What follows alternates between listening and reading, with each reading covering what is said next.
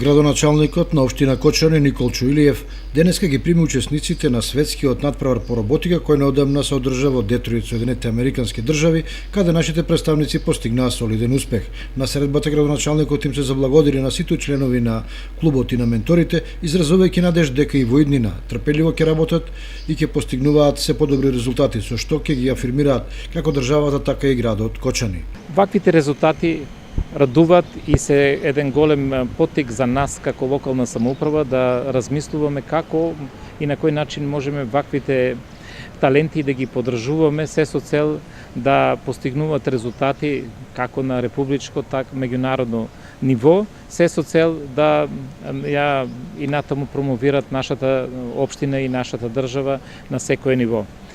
Ние разговаравме малку пошироко, ги слушнав нивните импресии од нивниот престој, од нивните надпреварување.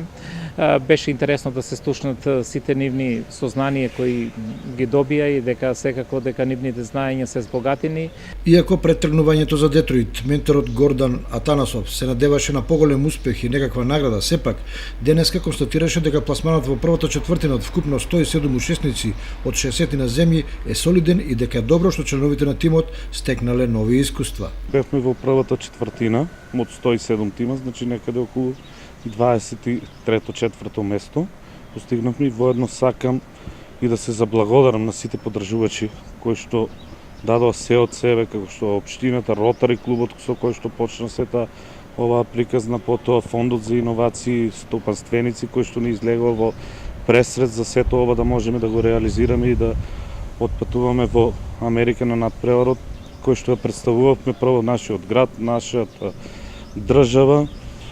Резултатите, јас мислам дека импресионираат за толку краток период, постигнавме огромни резултати. Тимот Тамакбот Пионирс е составен од 9 ученика од сите основни и средни училишта од Кочани, а тој функционира во склоп на Средното општинско училиште Гошо Викентиев и работи како дел на кабинетот по роботика.